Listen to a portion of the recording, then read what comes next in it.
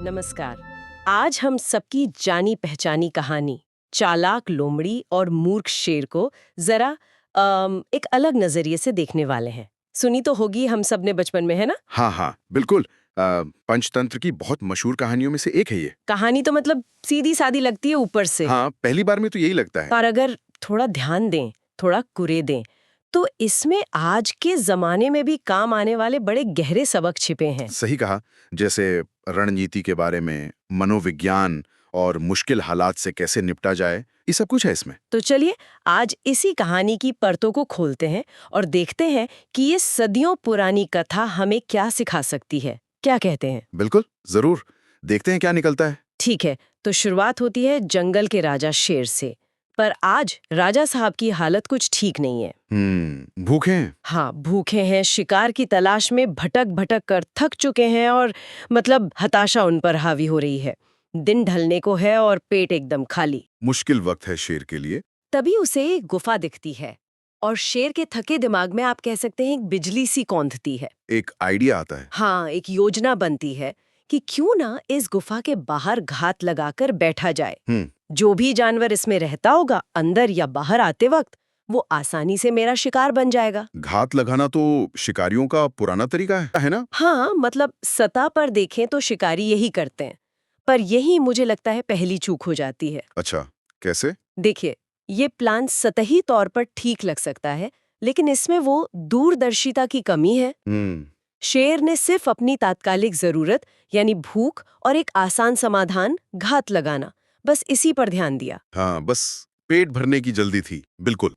उसने इस बात पर गौर ही नहीं किया कि भाई इस रणनीति में क्या जोखिम हो सकते हैं, या जिस जानवर का वो इंतजार कर रहा है वो कितना चौकन्ना हो सकता है। उसकी जो हताशा थी ना, वो उसकी सोचने समझने की शक्ति पर हावी होने लगी थी। सही बात है। तो शेर इंतजार कर रहा है, वक्त बीत रहा है, सूरज ढल रहा है और उसका धीरज भी अब जवाब दे रहा है। बेचैनी बढ़ रही होगी। हाँ, उसकी भूख और बेचैनी दोनों बढ़ रही हैं।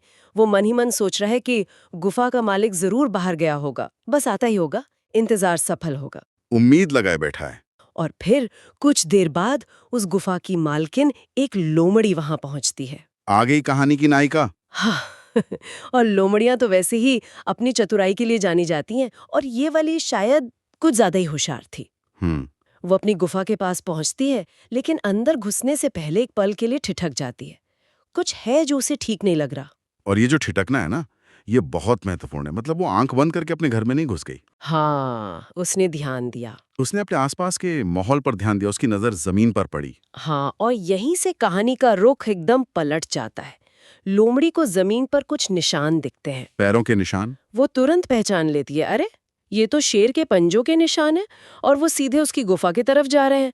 मतलब खतरा। हाँ, पर यहाँ बात सिर्फ निशान देखने की नहीं है। अच्छा, उससे भी ज्यादा जरूरी है उन निशानों का मतलब समझना। लोमड़ी ने जो देखा उससे ज्यादा महत्वपूर्ण वो था जो उसने नहीं देखा। जो नहीं देखा वो कैसे?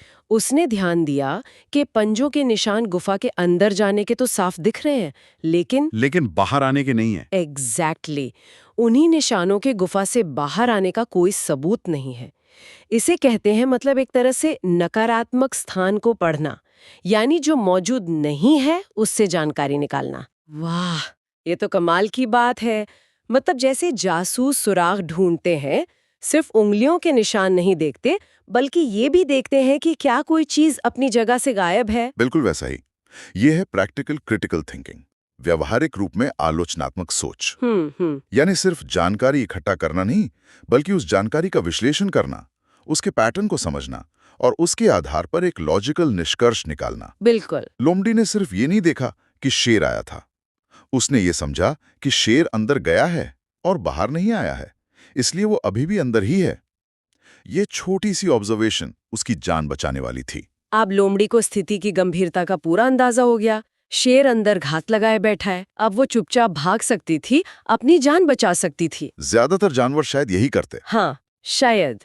लेकिन उसने कुछ और करने का फैसला किया। शायद वो पक्का करना चाहती थी कि उसका शक सही है या नहीं। या शायद उस मूर्ख शेर को सबक भी सिखाना चाहती थी। हाँ, ये भी हो सकता है। तो उसने अपनी आवाज को थोड़ा नाटकीय बनाया, जैसे ड्रामा कर रही हो, और जोर से गुफा को पुकारा। जैसे रोज बात करती हो। हाँ, ऐसे कि अरे ओ गुफा, मेरी प्यारी गुफा, आज क्या बात है भाई, रोज तो तुम मुझसे बात करती थी, मेरा हाल पूछती थी, आज इतनी चुप क्यों हो? सब खैरियत तो है ना अंदर? क्या गजब की मनोवैज्ञानिक चालती है ना? लोमड़ी सीधे टकराव से बच रही थी, लेकिन साथ ही शेर को उकसा भी रही थी। मतलब वो शेर की बेसब्री और उसकी उत्सुकता का फायदा उठा रही थी। भूखा और शिकार के लिए बेताब शेर वो किसी भी ऐसी चीज पर यकीन करने को तैयार हो सकता था जो लोमड़ी को गुफा के अंदर ले आया। मतलब लॉजिक गया तेल लेने। मतलब शेर शायद ये मानने को तैयार था कि हाँ भाई, शायद गुफा बोलती हो, अगर इससे उसका शिकार हाथ लग जाए तो। हाँ बिल्कुल, इसे आप इच्छाधारी सोच कह सकते हैं। अच्छा। शेर वो सुनना या मानना चाह रहा था जो उसके लक्ष्य को पूरा करे, भले ही वो कितना भी बेतुका क्यों ना हो। लोमड़ी ने एक ऐसी स्थिति बना दी जहां शेर को अपनी मौजूदगी जाहिर करनी ही पड़े, वो भी बिना लोमड़ी को सीधे खतरे में डाले। शेर ने लोमड़ी की इस अजीब बात को अपने पहले से बने इरादे कि शिकार पकड़ना है, उसको पक्का करने वाली जानकारी की तरह देखा, जिसे कन्फर्मेशन बायस कहते हैं। हाँ हाँ। उसने इस बात के खिलाफ सबूतों पर ध्यान ही नहीं दिया। अरे भाई, गुफाएं बोल नहीं सकते। और अंदर बैठे शेर ने जब ये सुना तो वो सचमुच चौंक गया। उसके मोटे दिमाग में खलबली मच गई। सोच में पड़ गया। हाँ, अरे ये गुफा तो बोलती है, मुझे तो पता ही नहीं था। आज जरूर मेरे डर के मारे चुप है। अगर ये चुप रही तो लोमड़ी अंदर नहीं आएगी और मेरा बना बनाया खेल बिगड़ जाएगा। चलो, मैं ही गुफा की तरफ से बोल देता हूँ। देखिए, उसकी भूख और मूर्खता ने उसके विवेक पर पूरी तरह पर्दा डाल दिया था। बिल्कुल। और फिर क्या था?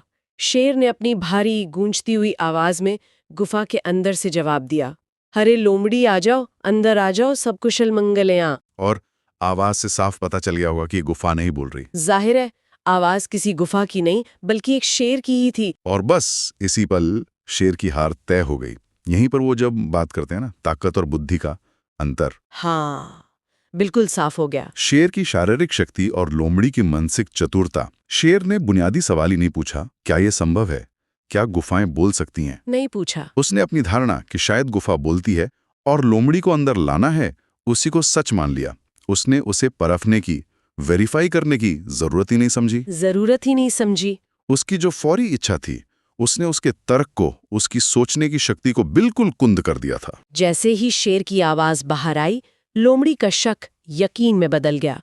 वो जोर जोर से हंसने लगी। अब डर खत्म। हाँ, उसका डर अब गायब था, क्योंकि उसे पता चल गया था कि शेर न सिर्फ अंदर है बल्कि बेहद मूर्ख भी है।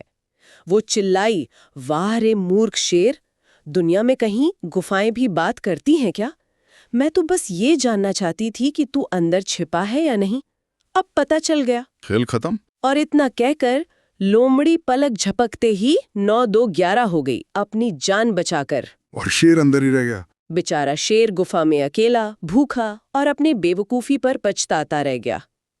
कहानी कहती है कि वो बुदबुदाया, काश मैं इतना मूर्ख ना होता, अपने ही हाथों अपना शिकार गवा बैठा। पछताने से क्या होता है फिर? हाँ वही तो, नतीजा बिल्कुल साफ था। इस आमने सामने की लड़ाई में दिमागी ताकत शारीरिक ताकत पर भारी पड़ी। लोमड़ी की चतुराई ने शेर की शक्ति को मात दे दी। सही कहा। लेकिन अगर हम इस कहानी से मिलने वाले सबकों को थोड़ा और गहराई से देखें तो ये सिर्फ अक्ल बड़ी या भैंस वाली कहावत से कहीं आगे जाते हैं। हाँ, मुझे भी यही लगता है। इसमें और भी बहुत कुछ है सीखने को। बिल्कुल।